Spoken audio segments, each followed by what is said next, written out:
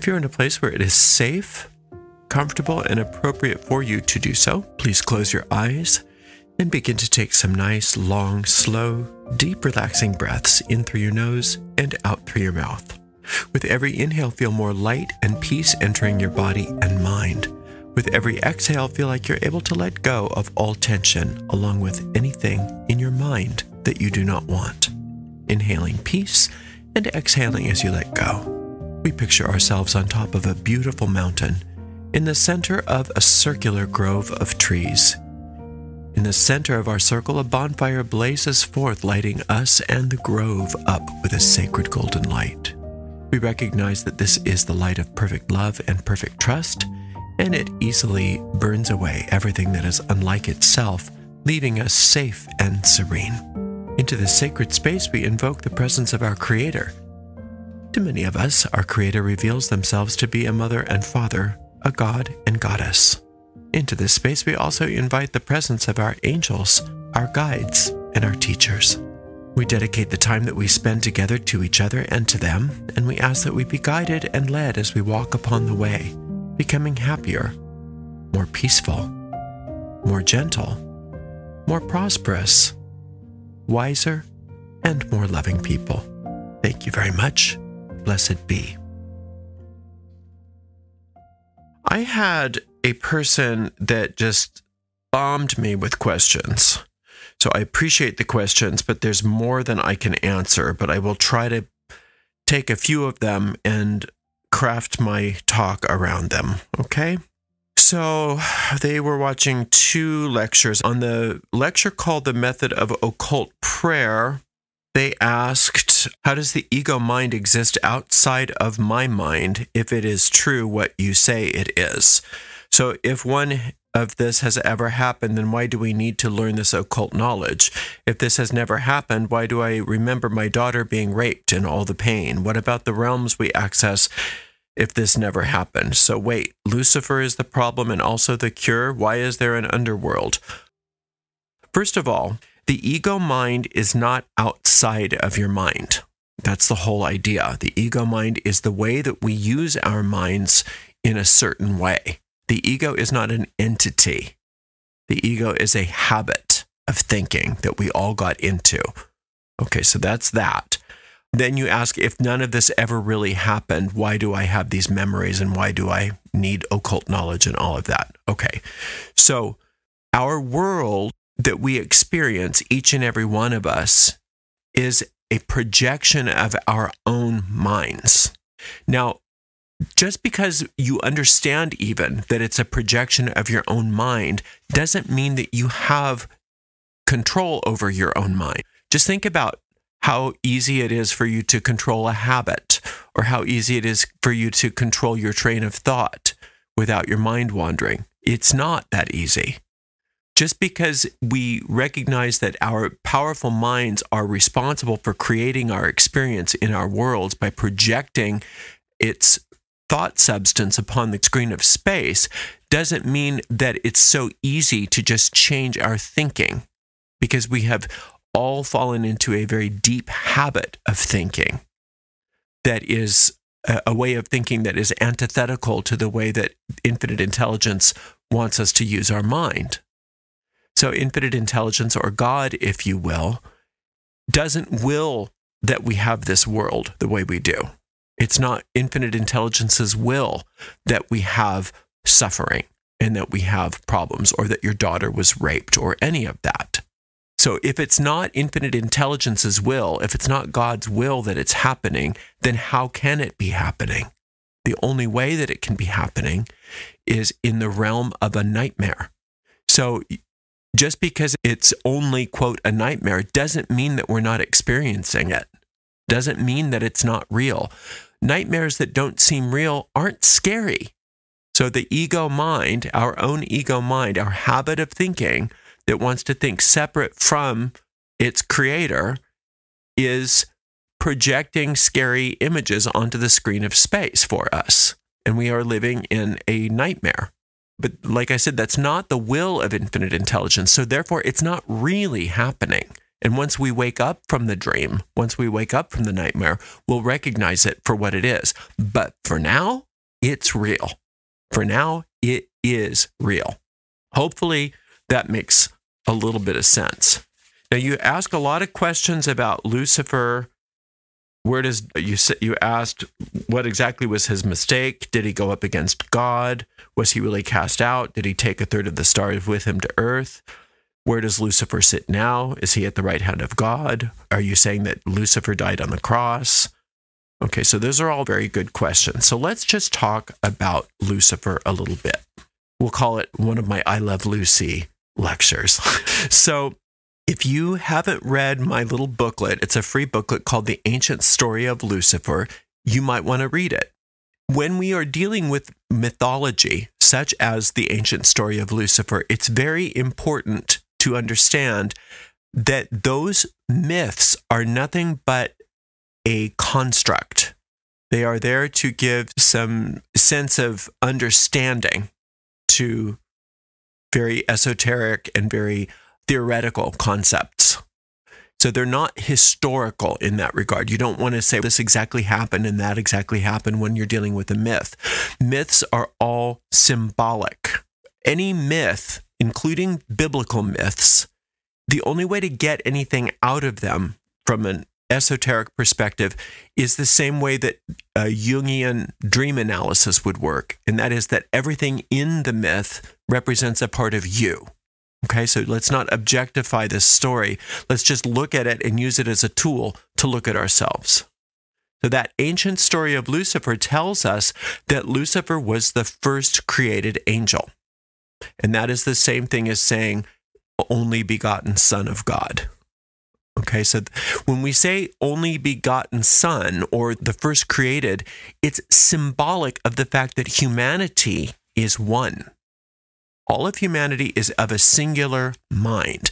And so infinite intelligence has one creation, one child, and it's perfect. And we're all it.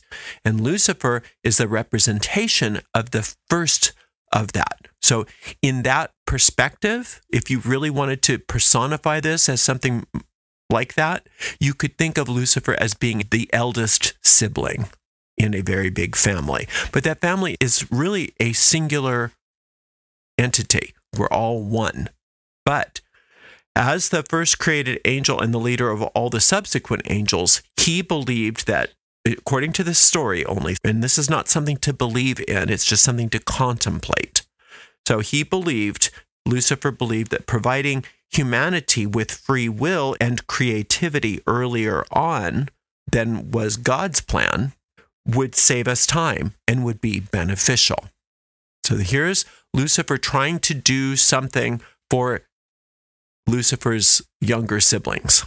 What Lucifer was not aware of was that by deciding something like that all by himself, he was trying to create something separate. He was trying to think separately from his creator. And the decision to think separately from the creator wasn't a sin in that, oh, you evil, bad Lucifer. It was a mistake. It was a mistake because as soon as you start saying, I need to add something to God's plan, you're saying, I know better than God.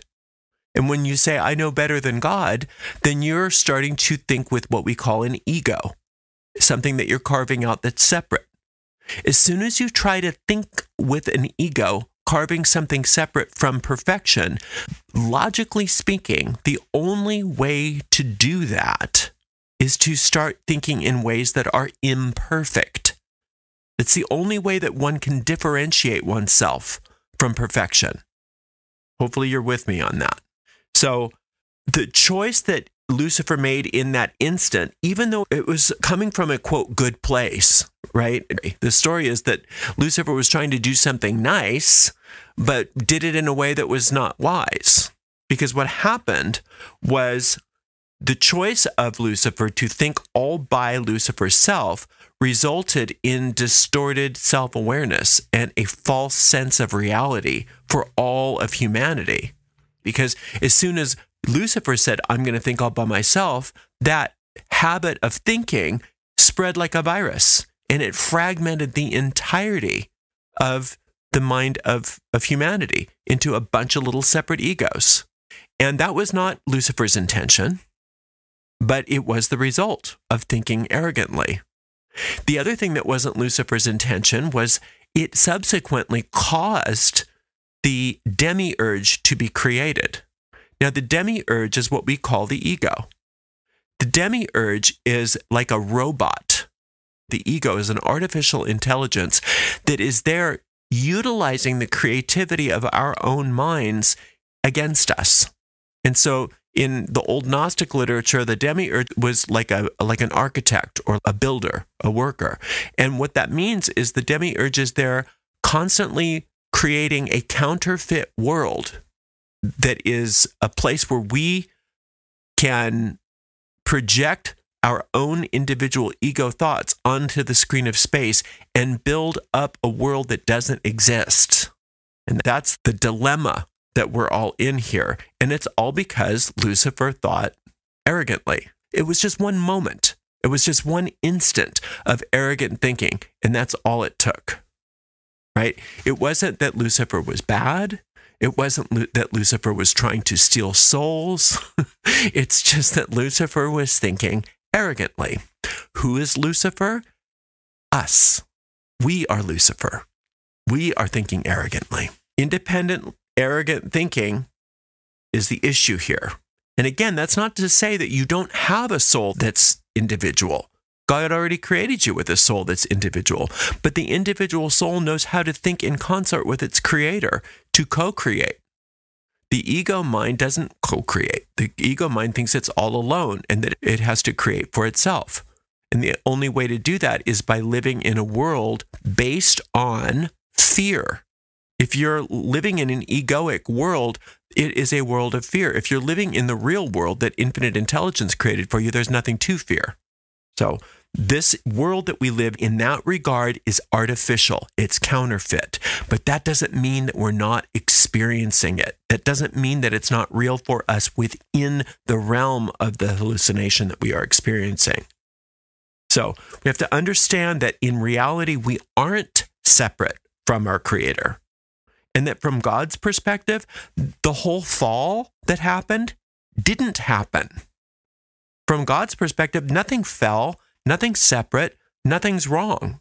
But because we have the same creative abilities as God, we can create experiences that are not godly, as well as co-creating experiences with God that are godly. We have that. And according to the story, that free will is what Lucifer granted us too early, before our minds were mature enough to handle it. And that's why we are running amok here, is because we are existing in a world of our own creation, but not understanding that we're doing it, because we got that freedom too quickly. That was Lucifer's mistake. So, like I said, this is a counterfeit world. And it's filled with conflict and separate egos. And all of that goes against the will of infinite intelligence. It goes against God's will. But we don't have the power to change God's will. So what do?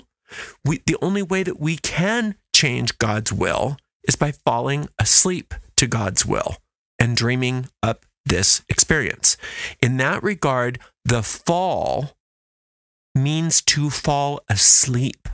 When we fell asleep. Now, you asked about Lucifer taking a third of you said the stars, but a third of the angels to earth. Right. Because Lucifer has to stay here and teach each and every separate ego that it's not separate. So that's what Lucifer has been tasked with, according to the story, is to stay here among us to educate us that it's not the way we think it is, and that we can be healed, we can be saved from this world, but we have to learn. And so in that regard, yes, Lucifer is both the problem and the solution. Lucifer was the problem, but see, Lucifer was forgiven the moment that Lucifer realized Lucifer's error. In that instant, God was just like, it's okay. It's all right. Nothing happened. It's okay, but you got to wake them up. You got to wake them up. So Lucifer had to come into the dream and is, quote, reincarnating as often as necessary until we learn those lessons that we aren't separate, that we aren't in this world, and that all is well, and that we don't need to think by ourselves. That we don't need to think with individual egos. We can think in consort with infinite intelligence. That's what Lucifer is tasked with. And that's why Lucifer shows up again and again as a savior. Because salvation is the idea that all of the suffering and, quote, sin of this world is something that you can have eliminated from you, that you can be removed from. Lucifer's role is to bring that light back into your mind, to remember that nothing bad ever happened, that the fall never happened. You're just sleeping, and gently wake you up. So Lucifer's premature awakening of our free will is what led to our own self-inflicted torment.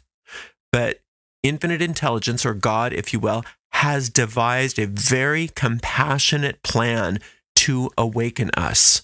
And Lucifer has been tasked with leading that plan, according to that story. And so in that regard, it's important to understand that Lucifer isn't the bad guy. Lucifer is us as arrogant minds.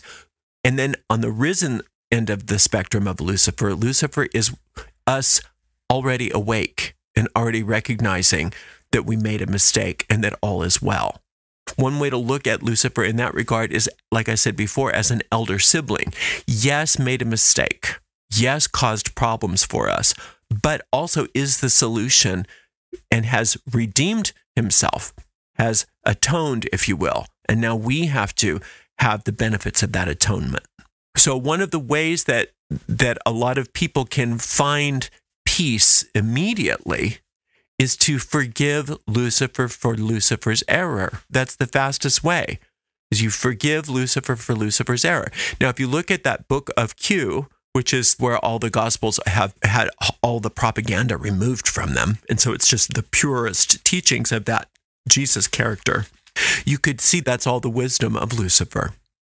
So if you read through that Gospel of Q, you recognize that all of those wisdom sayings of that character Jesus were really Luciferian in nature, because it's always there to remind us that the way home is through forgiveness.